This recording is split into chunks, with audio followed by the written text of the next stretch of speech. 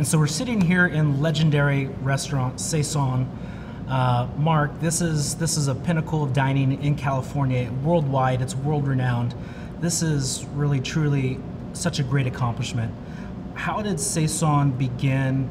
Let's talk about Saison Hospitality Group. Let's talk about everything that you've been up to since we've known each other, which is, you know, right there in the early 2000s. I'm just excited for you to tell the story because it's kind of, it's close to home. Absolutely, you know, and to cover everything in Saison Hospitality is gonna. There's a lot. Could take a while, but I'll do my best to summarize it quickly. You know, the Saison Hospitality Group began with just Saison Restaurant in 2009. It was a pop-up.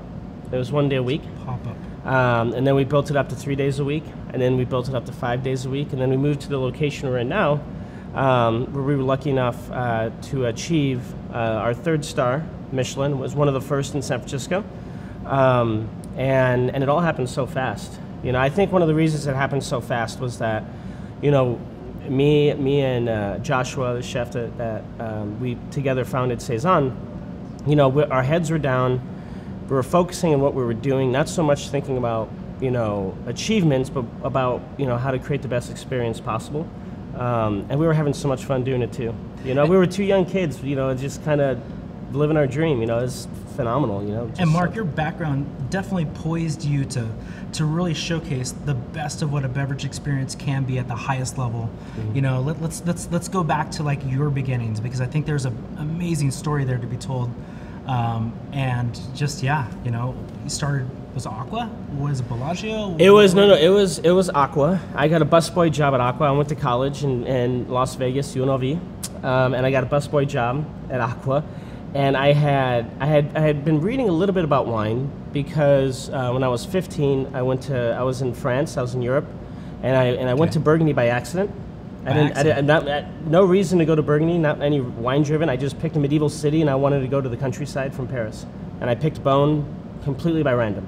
So when I started at Bellagio, you know, there were the sommeliers there, and, you know, one of the best teams, I think, in the United States at that time, because, you know, they had 4 or 5 people taking the master. I think 4 out of 5 passed. So like all of a sudden there were 5 masters in one building. And they were so amazing. They took me under their wings and like taught me and like let me, you know, hang out and taste wine behind closed doors, underage. But you know, it was a phenomenal experience. And then it was Aqua Bellagio at the time, and the chef was Michael Mina. Actually, the chef at the restaurant was Mark LaRusso, but it was a Michael Mina restaurant. And Raj Par came on. Came on to the team, and then Aqua and Mina eventually split. And Raj and Michael started the Mina Group, and they pulled me to move to San Francisco and open up the flagship, the first restaurant in Union Square. That was an experience. Wow.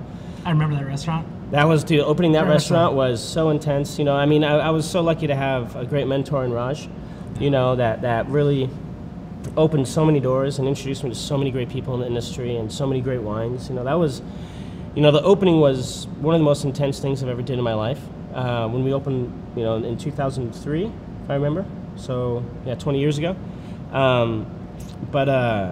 Yeah, I mean, that was pretty phenomenal. But that's what got me to California 20 years ago.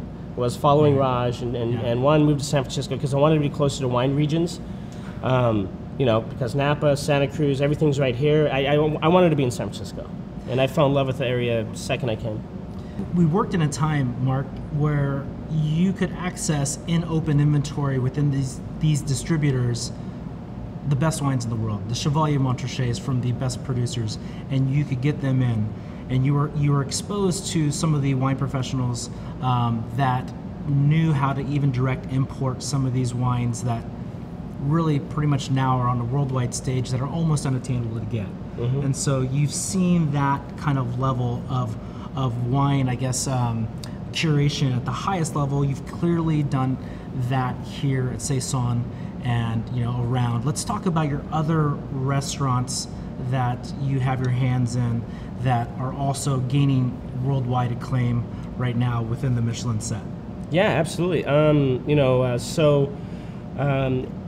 in 2017, we had some new partners. We wanted to, you know, start working with the brand and start creating some casual experiences, because here at Saison, we only seat 30, 35 people a night, and it's it's kind of limited to how many people can get exposed to our ethos, our fire cooking, the ingredients we use, and how we present things. So we wanted to do something that was more accessible, and we opened up Angler on the Embarcadero. We had the opportunity to take this beautiful space right on the water, and build a kitchen that's all based around fire cooking like we do here, but on a larger scale, so people can have a chance to come see it. It's mostly family, family style dishes is what we're going for people to share, to break bread at the table together. And yeah, I mean, it's been amazing. We got one star Michelin, which is kind of, for us, we don't open restaurants saying we want, this or that, right? We're just happy with right where we're at. And I think for Angler, that's right where it should be. It's casual, it's fun, Michelin has awarded us, mostly because of the quality of the food and the experience people have, and we're so thankful. To say casual for Angler, yes, the feeling is fun, the energy is there, you're looking at the water, you're staring at the Bay Bridge, there's lights going off on the Bay Bridge, and there's people walking up and down the Embarcadero, and then there's this highly, highly refined, elegant level of food, seafood, that comes to the table that's incredibly well thought out in terms of its presentation, its flavor profiles, how it all comes together, its wine program. Yes, more casual per se than Saison. However, is the level of anything ever diminished with anything that you ever do? I'm not I mean, convinced. when I say casual, convinced. It's casual for us, Right. But we still, everything that we execute has to be, within our ethos and on the quality level that we believe we can offer. Right. And that extends to Angler Los Angeles? Yeah, Angler Los Angeles. We just reopened a few months ago, and Angler Los Angeles. I was just down there on Thursday. I love the space. We redesigned it a little bit during COVID. We had some time because we were open before COVID, and then we had some time to kind of look back and adjust some things we wanted to adjust. And now the restaurant right now is just firing on all cylinders. It's a different menu from San Francisco because Los Angeles is a different city, and it's a different restaurant. So even though they share the same name, there are definitely differences heavily in the menu. You find very, very few items on both menus that are the same.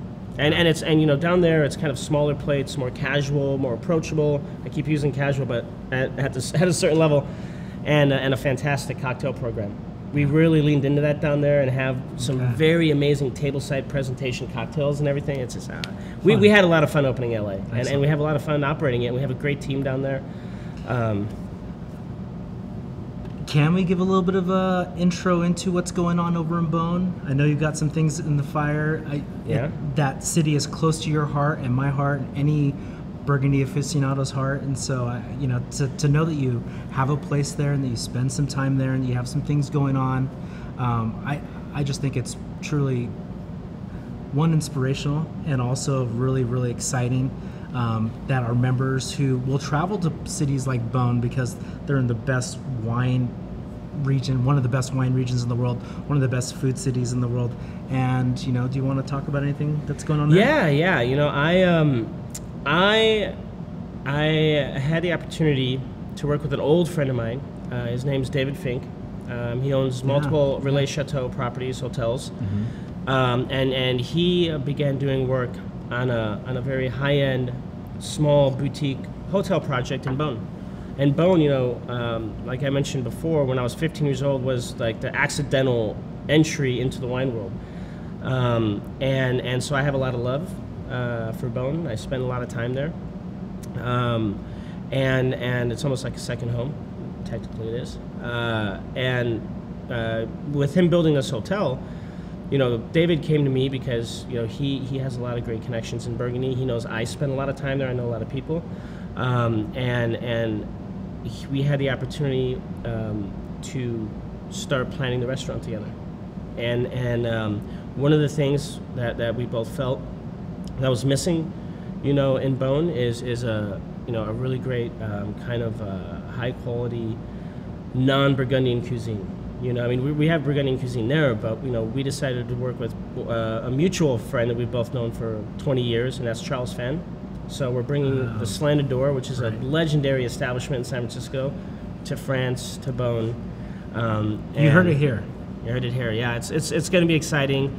Obviously, I'm heading the beverage program, so we're going to be putting together a phenomenal wine list, and it's not going to be small.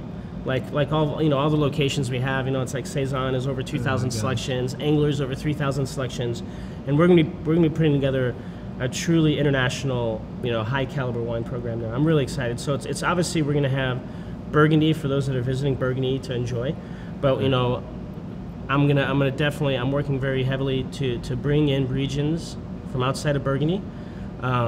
Not only for people to enjoy when they're in the restaurant, but Burgundy's filled with wine professionals. Yes. That love to drink wine. They love Riesling. They love Champagne. Napa, They love Piemonte. And they're going to get all that on that wine program. Beautiful. And even some American selections. And just the idea, of that French influence with the Vietnamese cuisine and how that kind of like all that connection takes place. Plus, I'm sure that there's going to be a great list of international whites to go with all that. And so that's exciting. You've heard that here, maybe perhaps first, but a little bit of Vietnamese kind of French influenced cuisine over in Beaune. And also by the end of this year. And it's by the end of the year, fast. and a small, is it B&B, is it a hotel? 16 rooms, 16 but rooms. very high quality. Really, like everything was, completely built from scratch. This isn't a hotel that he took over. This is a building, very famous building right next to the Hospice in the heart of Beaune, that was completely gutted and turned into a hotel. So everything is brand new. And the name of that? Maison 1896. Maison 1896. Let's taste some wine. Sounds good. You're up to so much right now, Mark. I'm super excited to hear all about it. And I'm gonna make it to LA. I'm gonna go to Angler. Gonna go. I don't know if I'll stay at 1896 Maison.